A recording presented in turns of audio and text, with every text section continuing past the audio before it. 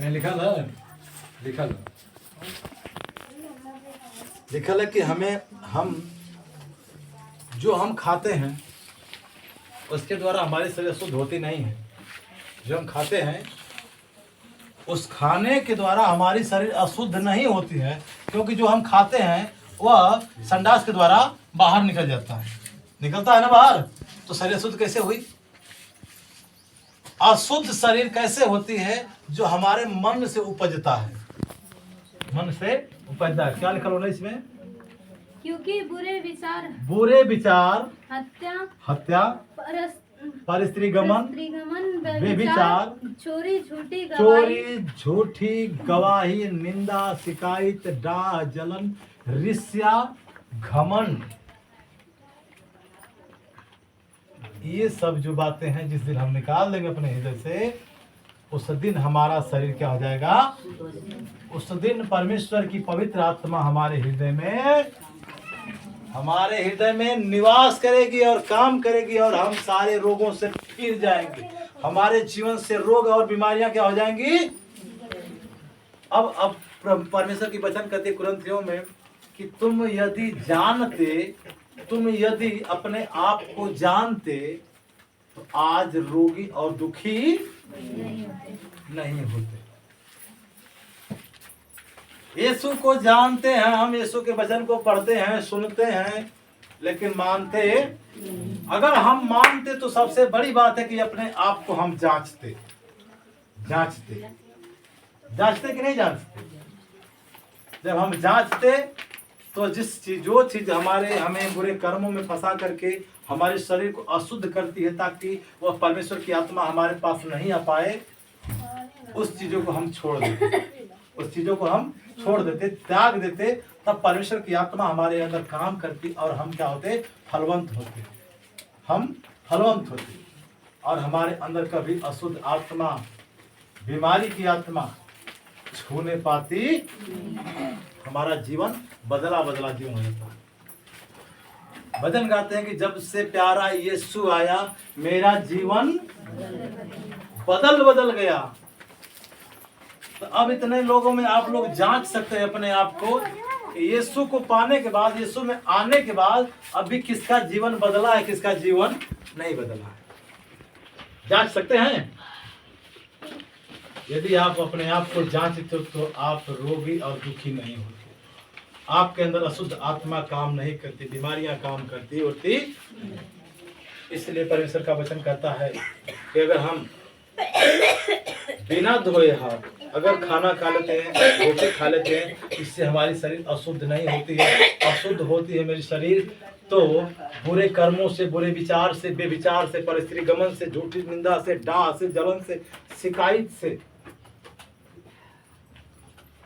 दारू शराब चरस अफीम गांजा शराब पीने से अशुद्ध होती है। क्योंकि वचन बताती है कि जो मुंह के अंदर जाता है वो अशुद्ध नहीं करती, लेकिन जो मुंह के बाहर निकलता है वही मनुष्य को क्या करती है? मुंह के द्वारा क्या निकलता है? इनकर उनकर शिकायत, इनकर उनकर निंदा। का करी बहनी बड़ा सेवा करेला अपने सास के, लेकिन बुढ़िया ना माने, दिन भर करी भाई ये ना। का करबू बहनी बड़ा पतोहन कर सेवा करेला, लेकिन खरकट ही मिल गई। चाहे तमाम बातें हैं, इस सब चीज़ों को छोड़ना होगा। जब प्रभु को आपको पाना है, परमेश्वर के मार्ग में जाना है, चलना है और जीवन को पाना है, तो आपको सब काम को क्या करना पड़ेगा? छोड़ना पड़ेगा। नीति वचन अध्याय 28 वचन 5-6 नीति वचन निकालिए और देखते हैं कि हमें हमारे जीवन से क्या परमेश्वर चाहता है, क्या वचन बताना चाहता है। नीति वचन अध्याय 28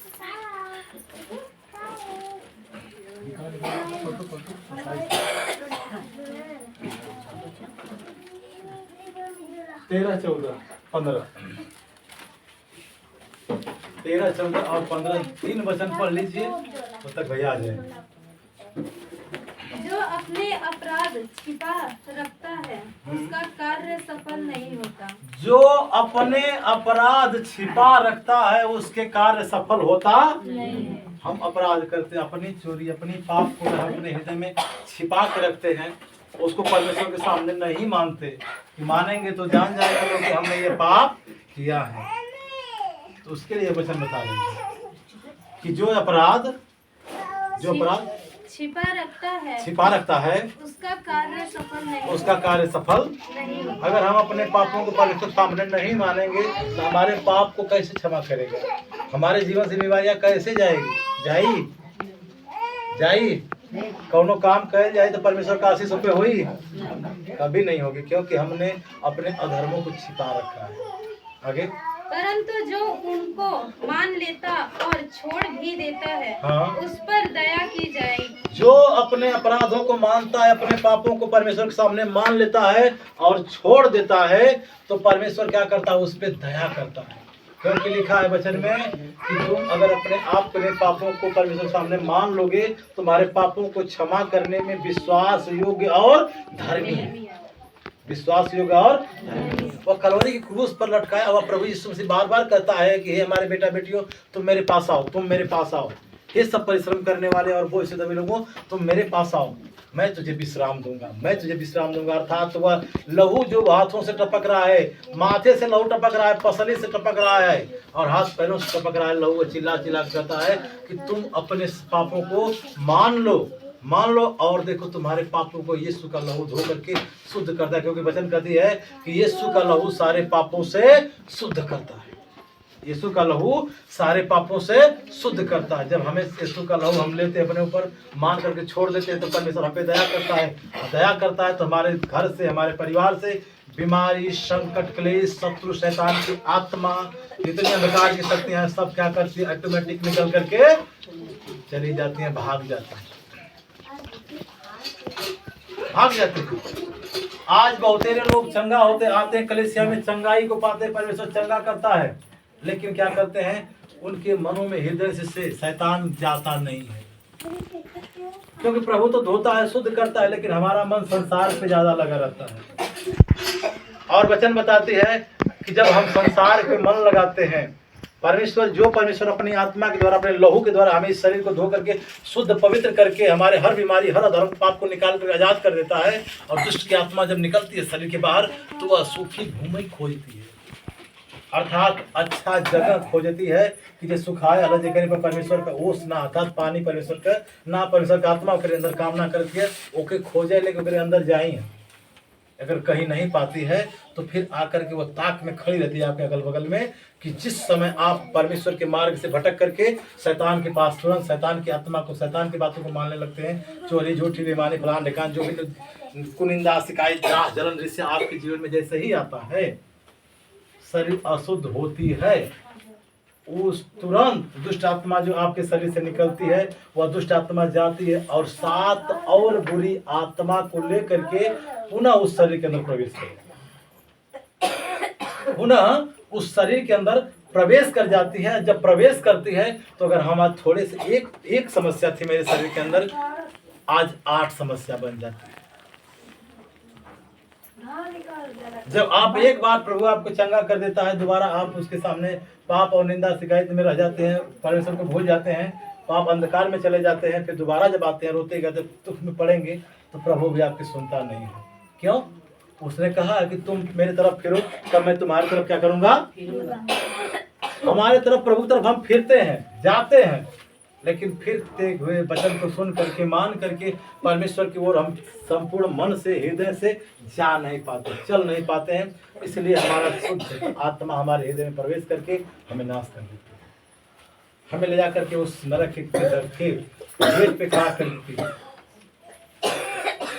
क्योंकि परमेश्वर बताता है कि हम अगर हृदय से परमेश्वर की ओर नहीं फिरे, नहीं चलते हैं, अगर हम नहीं चलते हैं, नहीं मानते हैं, तो हम झंझनाते हुई पीतल की झाल के समान है। ऐसे मारा तो झन लेकर, करा तो झन लेकर, और से मीठा शब्द निकले वाला। प्रभु ने कहा कि जीवन का जल मैं हूं, जीवन का जल मैं हूं, जो कोई मुझे पिएगा वह कभी प्यासा नहीं रहेगा। संसार में कहाँ खोजते हैं, क्या खोजते हैं? आपको क्या चाहिए ले लो। प्रभु तो कहता है, तू मेरे धर्म और राज की खोज कर, संसार की सारी वस्तुएं तुझको दे दी जाएंगी, तुमको दे दी जाएंगी। लेकिन धर्म और राज की खोज करेंगे तब ना। आगे वचन पढ़िए, क्या लिखा है?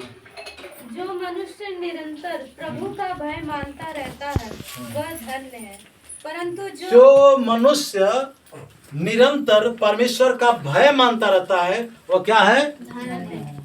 क्या है? परमेश्वर आपको धन्य बनाना चाहता है, धन्य महान बनाना चाहता है। आप उसके भय को मानिए, उसके भय के अनुसार जीवन बिताइए, दीवाल में सट के सूझ जाइए, तो आपके जीवन में परमेश्वर का बहुत बड़ी आशीष मिलेगी। जब परमेश्वर का डर हमारे अंदर नहीं रहेगा तो हमारे जीवन में काम होने वाला, क्योंकि धन्य वह मनुष्य जो यहोवा पे भरोसा रखता है। तो हमें परमेश्वर का हमें डर और भय में जीवन को जीना है, क्योंकि परमेश्वर की आत्मा हमारे अंदर और आपके अंदर काम करती है और हमें जीवन देने के लिए चाहते हैं। घुसुक जा, एक तमाम जगह है, तेरी हवा हो का ना हो, तू आगे घुसुक जा।